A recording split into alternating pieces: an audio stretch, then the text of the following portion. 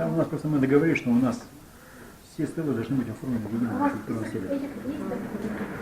Список этих у вас Инициатива. А 19-8 года Да. есть? Что-то надо, нет? Надо, Сейчас это я скажу вам.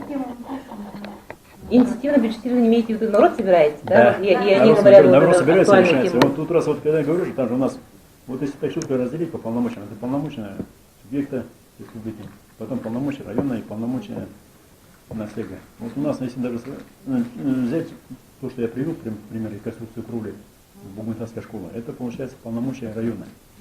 А полномочия населения они туда не входят. Но тем не менее, вот когда мы собрались с населением и поговорили, население, вот мы просто сказали, что у нас будет проблема строительства скатной школы реконструкции кровли плоской, которая была до этого. Но у нас просто на это не хватает денег. Они вот население постучались, сказали, школа находится у нас, в ней обучаются наши дети, мы все-таки принимаем решение, что мы поддержим этот проект. Вот они 1 000 000 рублей выделили, 1,5 миллиона республика выделила, ну и 1 миллион, соответственно, выделила область. Ну, общим усилием в этом году кровлю сделали. Причем она там, получается, была особенность, то, что эта кровля есть еще второй свет. Там внизу находится спортивный зал, и чтобы свет проникал, пришлось сделать для этого ради специально со стеклянным оформлением, чтобы свет проникал через это стекло и потом через сотовый поликарбонат в спортивный зал. А так, там было бы только такое освещение искусственное. Тоже неправильно же. Население поняло, поддержало. И поэтому таких проектов там действительно очень много. Где население вот самый прямой интерес проявляет, и они выбирают для себя, что именно актуально. Вот для нас что актуальнее? Водопровод, либо, да, либо тот же парк. Ну, сейчас у нас в городе Покровске это строительство парка в городе Покровске. И вот сейчас федеральный грант выиграли. Администрация города Покровска, это конкретно именно строительство набережной в городе Покровск. 600 метров будет, 40 миллионов рублей. Такой очень хороший проект, если он будет реализован. В 2020 году он будет закончен.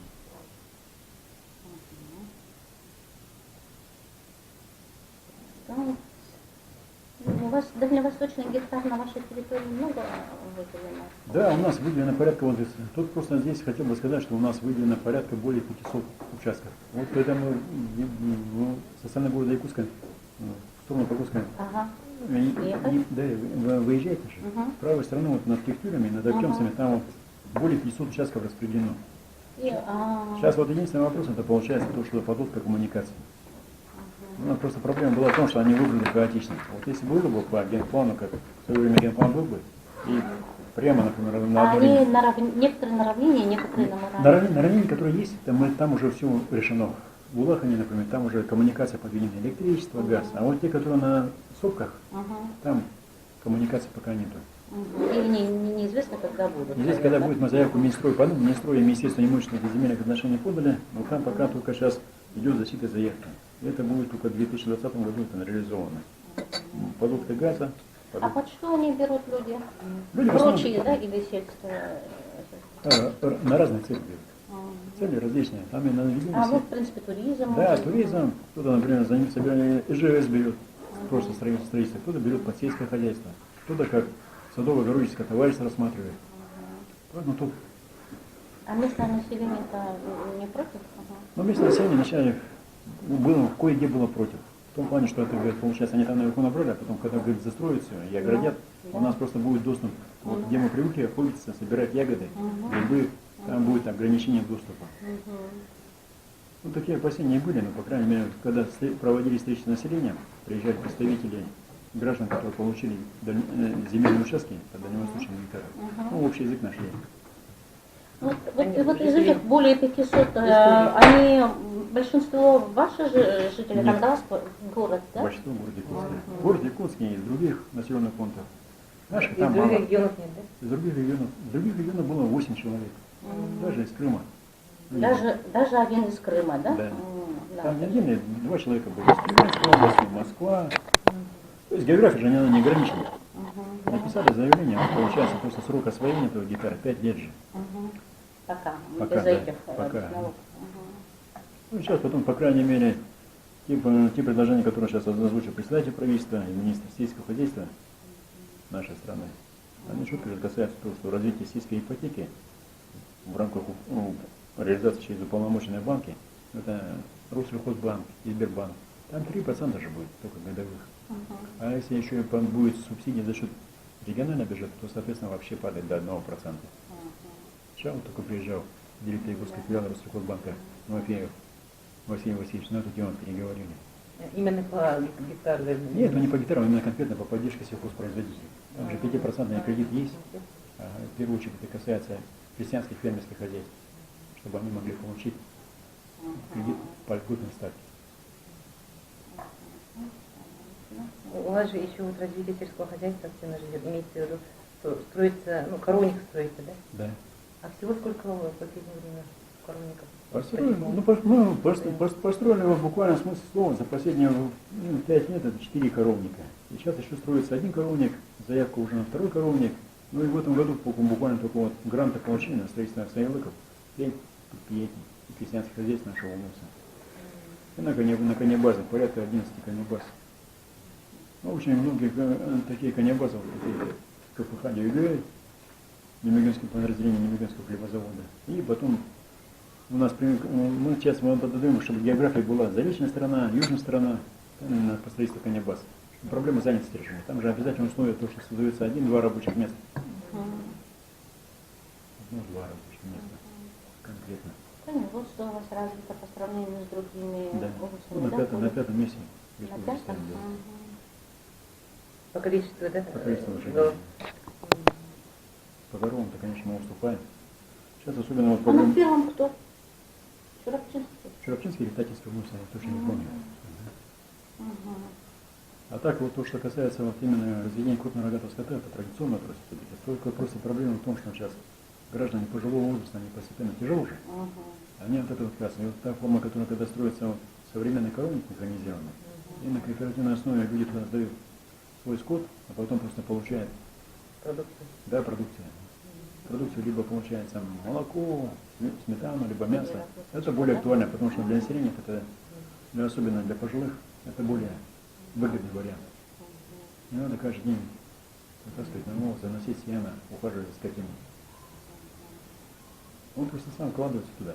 Либо крупный рогатый скот туда сдает, либо он вносит деньгами на приобретение грубых кормов.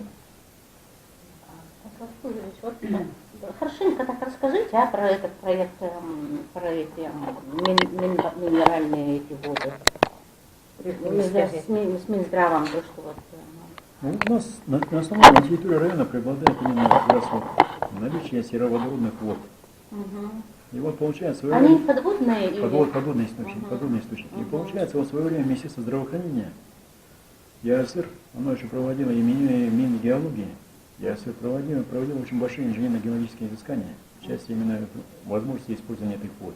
И было заключение Минздрава СССР 1988 года о том, что в 1988 году они это, тогда еще в советское время. Прошлый век. Прошлый век. Тогда еще было проведено исследование, и то, что доказано, что вода, сероводородная вода без всякого источника, она очень хорошо подходит для лечения 5 видов заболеваний. 5? Да. Это в первую очередь касается гинекологических заболеваний, заболевания опорно-двигательного аппарата, заболевания сердечно-сосудистой системы. Какой? Сердечно-сосудистой системы. Давление. Сердечно-сосудистая. Сердечно-сосудистой системы. Ну, еще 2 вида это заболевания нервной системы. Нервная система. Да, заболевание нервной системы. Ну, почти получается, если так взять, это... Кожные индикаторы. Да, кожа тоже совершенно верно. Дерматологическое заболевание. Ну, я когда-то заключение прочитал, я тоже удивился так, что это получается вода ну, можно сказать, живая вода же. А потом, соответственно, мы просто когда отрабатывали с институтами куртологии, сейчас уже Российской Федерации, они вот просто сравнили, мы заключение предоставили, они сравнили, и получается это одна из вод кавказских минеральных, одна из вод источников кавказских минеральных вод, она один в один практически совпадает. А они, оказывается, эту воду используют для лечения заболеваний опорно-двигательного аппарата. И уровень опорно-двигательного аппарата. Нет, где? Кавказские минеральные воды. Они же вообще знаменитые, да, вообще? Там, На весь Союз даже были, да? да, но там порядка 140 источников, и вот один из источников, он с нашим совпадает практически один в один. И вот они говорят, уровень излечиваемости заболевания опорно-двигательным аппаратом составляет порядка 96%. Ну, вот когда рекомендации мои брали, они говорят, вот вам надо будет, соответственно, водолечебницу строить не меньше, чем на 240 мест. Мы тоже так думали было. А вот когда корейская сторона ей предложили, они говорят, это, говорит, вы, говорит, завязываете на систему ОМС. Это, говорит, совершенно, потому что институт курортологии тоже рекомендовал. У нас же здравоохранение, оно двухканальное, но надо будет, говорит, конкретно именно отрабатывать с ОМС. А когда вот корейская сторона приехала, они вот совершенно по-другому говорят. Вы, говорит, надо будет ориентироваться. У них вопросы конкретно именно то, что они рассчитаны все-таки на рыночную экономику.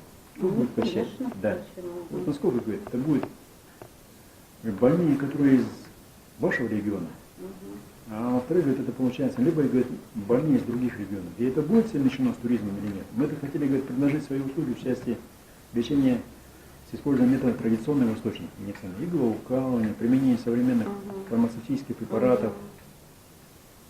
И как-то они так интересно сказали, говорит. Он говорит, вы все думаете, что в Корее лечат только онкологию, говорит, а мы, говорит, имеем четкие данные, что по данным нашей статистики, в нашу страну приезжает в основном именно для лечения гинекологических заболеваний. Вы, говорит, просто неправильно информированы. Ну вот заключение Минздрава было, да, в 88 год, а потом теперь вы хотите там что-то построить? Да, мы Вы хотим построить- ищете инвестора? Мы просто ищем инвестора. И получается, мы вот как раз именно вопрос не только водолечебница. Это, во-первых, получается, можно было, как и объект туристической индустрии. Человек приехал, на обратном пути мог точно так же, как у Белокуриха, заехать, хотя бы там отдохнуть день-два, принять ванны. И потом мы хотели с использованием лечебной грязи, озера Балах, чтобы это было не просто водолечебница, а вода, грязи, лечебница. По этому предложению по этому вопросу мы уже разговаривали с Министерством здравоохранения Республики Саха-Якутия. Но они нас в этом отношении поддержали. Говорят. Надо будет только ввести вопрос по поиску инвестора. И вот 20 декабря они прилетают, да? Да, они до 20 декабря должны прилететь, но там пока получается, нам, говорит, необходимо где-то 2 месяца на проведение Корейцы? корейцы, да. А что за этот форум вот недавно в октябре? Это в октябре инвестиционный форум был по инициативе первого президента нашей республики, нашего земляка Михаила Ефимовича Николаева. Это просто получается, он предложил в свое время, он же предлагал проект «Три долины». Долина Инселей, долина Туймада, долина Аркяни. И вот в рамках, да, это получается развитие города Покровска и 4 гор долины Аркяни. Там вот именно какие новые виды производства можно открыть на территории данной долины. Во-вторых, это получается единый архитектурный стиль на территории этой долины, чтобы частные дома строили по современным проектам. Ну и они были оформлены в едином стиле. Не было таких разноцветия крыш, единые 4-5 проектов, которые мы могли бы рекомендовать жителям. Ну и современные строительные технологии, чтобы использовали. Ну и самое главное, это, конечно, создание новых рабочих мест, включая тот же проект. Проекты имеется в виду, внешне они какие-то красивые, да? Или Да. как-то? Ага. И благоустроенные, И благоустроенные, естественно, да. Ну, И они сейчас- как традиционная архитектура или как? Это вот как раз он и сказал, говорит, вы чтобы отработали с архитекторами и подготовили несколько проектов. Рекомендовал даже Алексеева Николая Николаевича в качестве куратора данного проекта. Ну и потом там один вопрос, который касался строительства современного IT-парка на территории Хангаласского УМСа. Соглашение у нас с Министерством инноваций уже подписано, мы будем по нему отрабатывать. И помимо этого отдельно, то, что касается, вас затронули вопрос экологии, это получается те проекты, которые сейчас у нас перспективные, над которыми работает администрация, на СТЭГа совместно с правительством, это получается строительство ВОЗ. Это получается водочистные сооружения в городе Покровске. И во-вторых, это получается, вот сейчас вот буквально до конца декабря должны выкупить готовую проектно-сметную документацию по строительству канализационно-очистных сооружений в селе Актамск. Это получается у нас сеть как раз именно 4 настега, которые находятся в этой долине и город Покровск, чтобы они были обеспечены, во-первых, качественной питьевой водой, а во-вторых, проблема вывоза стоков, она была решена именно в том плане, что все воздействия на очистные сооружения перерабатывались и только потом сбрасывались в окружающую среду. Это как раз именно в рамках охраны окружающей среды. Лена нынче очень сильно мелела, да, летом? Да. Вы как-то это чувствовали в работе населения ферме или как-то особо не чувствовали? Вообще, или, может, исследования какие-то проводили на эту тему, что можете сказать? Я бы здесь просто хотел сказать, что у нас в этом году была задействована Покровская нефтебаза. Когда вот буквально в смысле слова корабли-танкеры не могли пристать в Житайской нефтебазе. Вот они в течение буквально 1 месяца в режиме ЧВС отрабатывать с Покровской нефтебазы. Каждый день где-то порядка 14 автомашин бензовозов, они отправляются именно с Покровской нефтебазы. Это получается практически город Якутск сегодня сюда снабжается колес. Только потом, когда был прорыв канал, и глубина, соответственно, глубина подвода к нефтебазе, тогда только уже танкера прошли ниже по течению и там начали отгружаться. А то, что касается, конечно, мы тут почувствовали неудобства. Это, во-первых, когда мы говорили же, строили котельные, потом завоз этих наших сенокосчиков на острова, там из-за того, что она отменила, подходы они стали намного более неудобными. Это, во-первых, те же самые грузостроительные, которые надо было завести, трубы, недостающие там места, точно не хватало, технику выгрузить. Это просто стало, требует дополнительного времени, дополнительных затрат. И думаю, такие проблемы испытывали не только мы, но и все жители населенных пунктов, которые расположены на берегу реки Невы. Ну и особенно речники, конечно. У них по навигации в этом году очень сложно было. При таких уровнях работать весьма тяжело. Вообще, как бы, такого раньше не было же, да? Давно не было. Ну, давно не было. Они говорят, это 20 с лишним лет тому назад такое было. Что-то я не помню, что так она обвинила. Ну, а сейчас просто угроза того, что вот, когда она обвинила, при таких уровнях воды, если сейчас река станет, мы просто опасения испытываем в том плане, что если будут сильные морозы, просто лед промерзнет до дна и сядет на дно. А потом, когда весной начнется паводок, если будет мало воды, вода просто не сможет поднять этот лед. И тогда в этих местах, где лед сел до дна, там просто могут образовываться заторы, которые как раз будут способствовать тому, что у нас будет разлив, да, и паводок будет весьма проблематичным. Вот поэтому в сентябре месяце, того, как, по крайней мере, до первого снегопада мы произвели везде съемку всех наших предполагаемых мест заторов. Все перекаты наши засняли, место нахождения газопровода Хатасы-Павловск. Ну, засняли, там, где он проходит, и, соответственно, уровень намыва песчаных кос, где и как он расположен. Ну, специально для этой цели нанимали самолет, и местный оператор НВК Саха, он слетал до границы Салют-Минской области, посмотрели. Подготовка плавка началась, и поэтому глав муниципальных образований, вот мы буквально недавно проводили совет глав на прошлой неделе, всех предупредили, что паводок к следующему году будет весьма прогнозироваться сложно. Я Чтобы они были к этому готовы. Тут бизнес-инкубатор же есть, да? Есть бизнес. Мы туда не можем съездить, да? Если в газете... В селе Немегинце есть, ага. А, в Немегинск есть инкубатор. Да. У нас есть инкубатор. Обратный путь или вот. Руслан Иванович, тогда Новому Васильевичу предупреди, пожалуйста, это, во-первых, два вопроса надо. Бизнес, чтобы они, резиденты и бизнес-инкубаторов в Немегинце были. Хотя, так сказать, понятно, посмотреть. Тут в газете прочитала очень интересно. А во-вторых, это получается, она будет сейчас Александру Ивановну предупредить, чтобы она подняла реестр объектов, которые у нас построены по программе поддержки местных инициатив в рамках бюджетного инициирования. Не, det måste man tänka på nu det man bara det. Бизнес-инкубатор есть. Бизнес-инкубатор Кирилл не могли айнани. Потому что сейчас еще есть вопросы? Ага. Куда? Ну, Нет, а вы нам что-нибудь расскажите сами, мы ж не знаем, что у вас тут происходит. Пора на месте, да? Вообще поговорить. На объекте иди. Вы торопитесь, да? Вы торопитесь, да? Нет. Ну, мы сидим, разговариваем же с главой. Ну, еще какие у вас проекты есть, которые, может быть, более оригинальные? Эти туаинкурдок, эти минводоинкурдок, что-нибудь такое интересное. Ну, у нас пока вот проект это получается IT-парка. И вот потом один такой проект, это у нас получается, у нас совместный проект это ДОСААФ. У нас не секрет, что в 1964 году в селе Немегинцы ДОСААФ СССР было выделено площадь под строительство аэродрома для подготовки парашютистов, для использования в качестве места базирования авиалесоохраны. А сейчас вот получается у нас село разрослось, и оно уже, аэродром находится в границе населенного пункта. Вот буквально 2 года назад, когда приезжал председатель ДОСААФ России, Александр Петрович Камлаков, мы с ним на эту тему поговорили, нашли общий язык. Мы просто предоставили другой земельный участок, туда подвели свет. Сейчас, получается, мы еще туда должны подвести коммуникации в виде газоснабжения, ну и, соответственно, огородить. А они тогда территорию села покидают и приезжают туда. Этот земельный участок освобождается для индивидуальной жилой застройки. А мы, соответственно, должны вложиться там. А плане в том плане, что мы с ним достигли договоренности в том плане, что не только аэродром будет там, но там есть стрельбище, центр военно-спортивной подготовки школьников, да и не только. Чтобы все силовые структуры потом в последующем могли там использовать его как для стрельб всех силовых структур. Будь то МВД, ФСБ, СИН. Они там исторически же все время. Они там исторически, да, с вот в районе 1960. На горе, да? Да. Нет, не, в самом селе. А, прямо в Прямо в самом селе. Да. Вот когда в город поедете, с правой стороны, там площадка же есть, там самолеты стоят.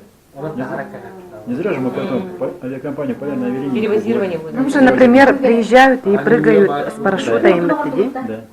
Да. А так получается, вот совместно авиационно-спортивный клуб ДОСАФ, они готовят парашютистов.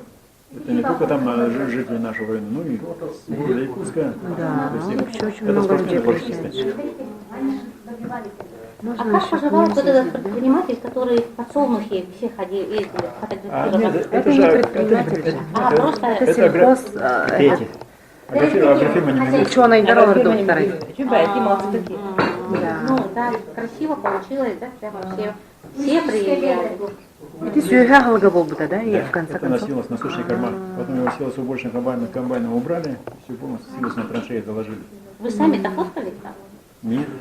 Вся республика приезжала, лохка КСР ходили. Просто Очень много народу Все было. время проезжали, наверное. ну, проезжал там, ну, там каждый раз вот проезжаешь, смотришь, каждый раз как минимум 10-15 машин стоит. И самое главное, там и днем, и ночью, даже ночью при свете фар фотографируется. Август месяц там был вообще какой-то бум был.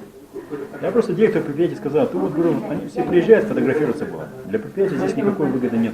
Вот если бы ты сделал нормально дощатый тротуар и отвел одну огражденную площадку, где люди могли фотографироваться, чтобы не сминали подсолнухи, для тебя, ну, брал бы символически 25-30 рублей. Для предприятия хотя бы ты на ГСМ и на зарплату охранника заработал бы. А так это получается бесполезно. Люди приходят, топчут, снимаются. Не, ученые же опыт делают же. Мобильный В банк. будущем они должны были этот для именно для корма тухтенди. А, для кого? Да, именно это опыт же. Ну, Ученые. рогатому скоту хором. Мы несколько лет уже изучаем же, написали. Но они изучают это в советские Да. времена, что подсолнух выращивали же постоянно. И раньше выращивали.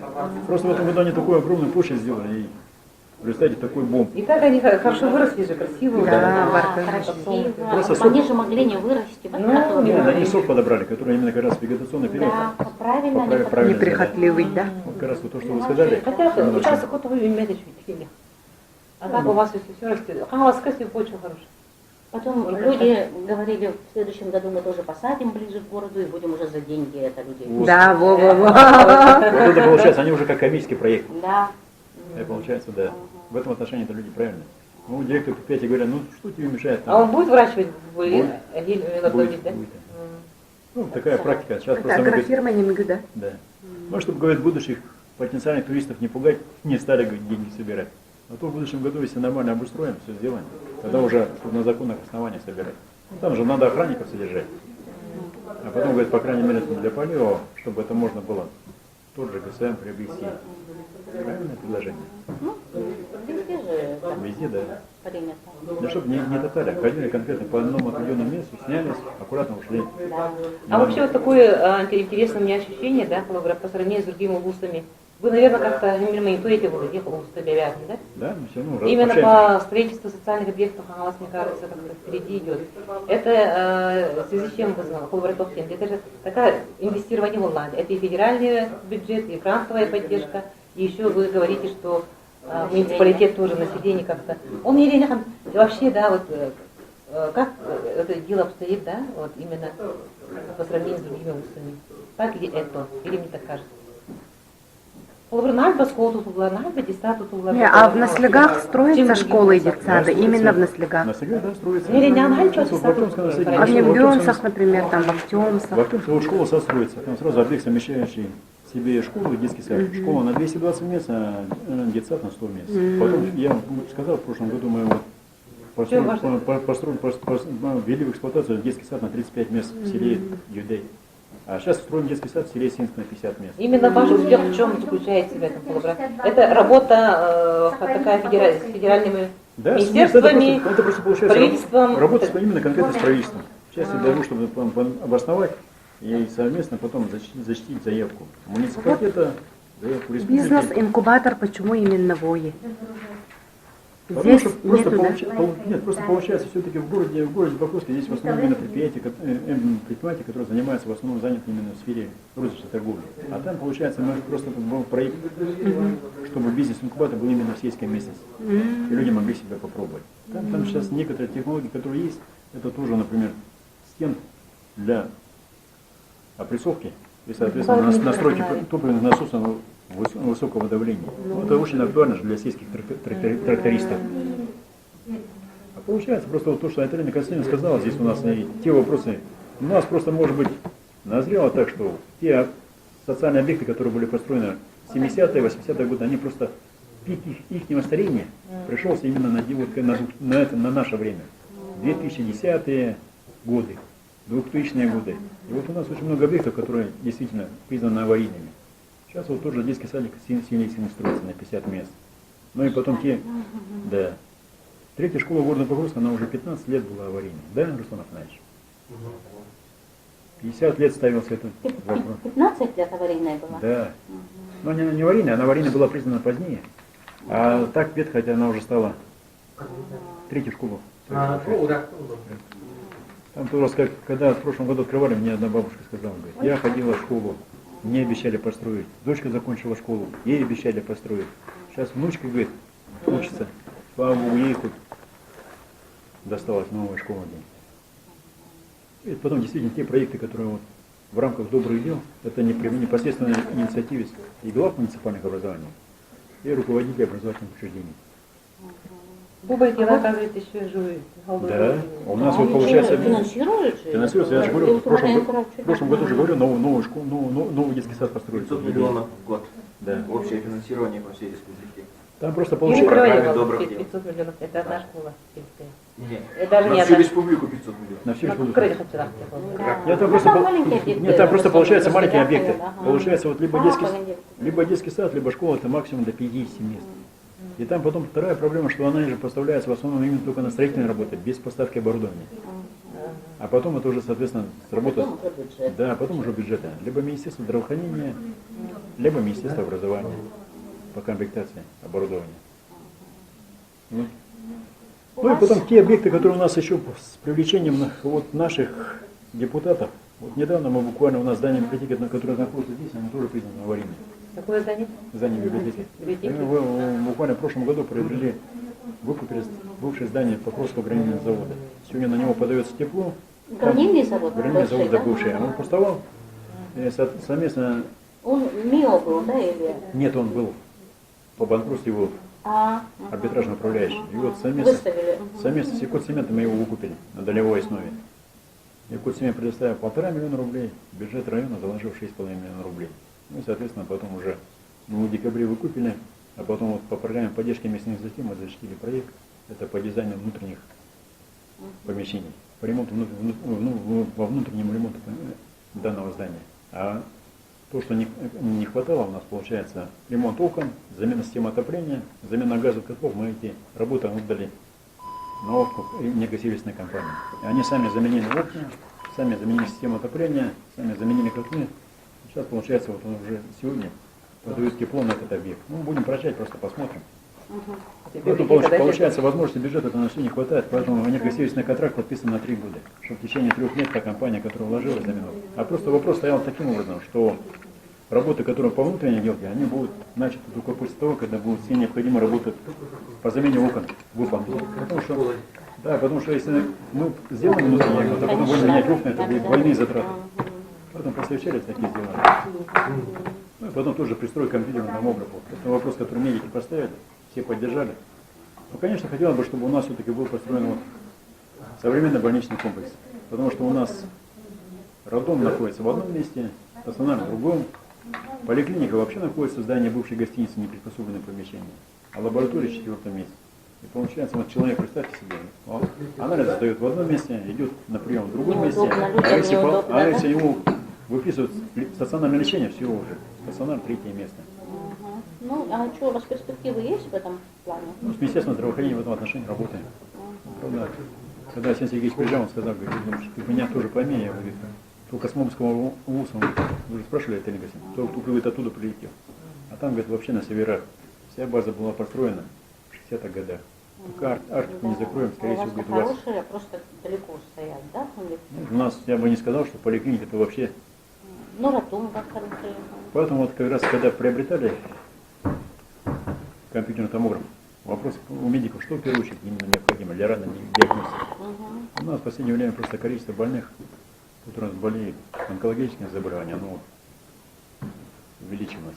Я понял, что можно было на ранней стадии диагностировать не только эти заболевания онкологии, а вообще. У вас больше, чем в среднем по республике, да? Нет, с данными по республике они совпадают. Просто население бьет тревогу в том же плане, что действительно очень много стало людей болеет. И люди же потом, когда болеют, начинается вот выезд в Москву, ту же Южную Корею, в Германию. Сейчас вот онкологический центр будет в городе Якутске построен. Тогда, по крайней мере, думаю, это вопрос. У вас оппозиция есть? Позиция она в любом обществе есть. Ну, у вас есть.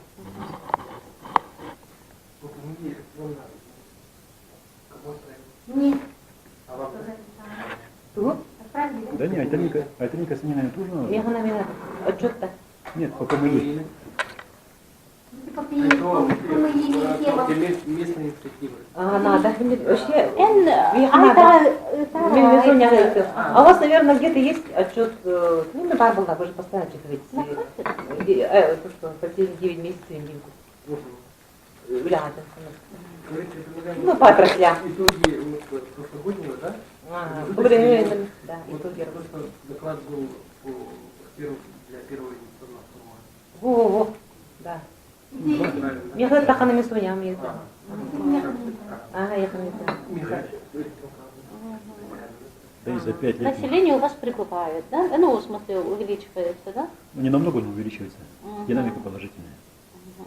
Ну, буквально когда А к Калайке не приезжают всякие на Приезжают. жительство? приезжает. Ага, многодетные семьи участки именно где вот? В основном именно просят даже в городе Покровске, особенно вот из даже наших дальних населенных пунктов.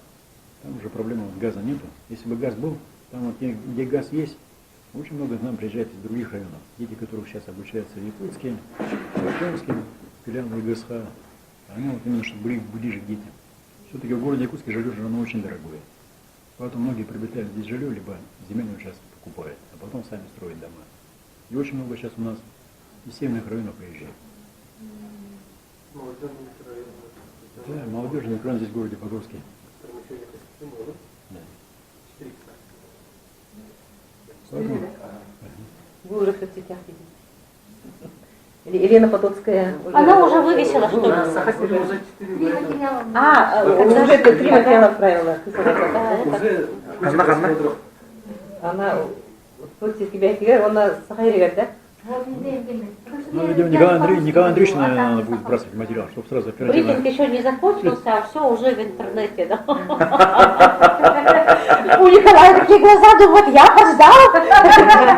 Я уже в Инстаграме. Да. Вот Вот такие вот телефон люди. Тут даже Я думаю, вы пищу уже. тоже республика знает это, что мы в Хангаласском лусе.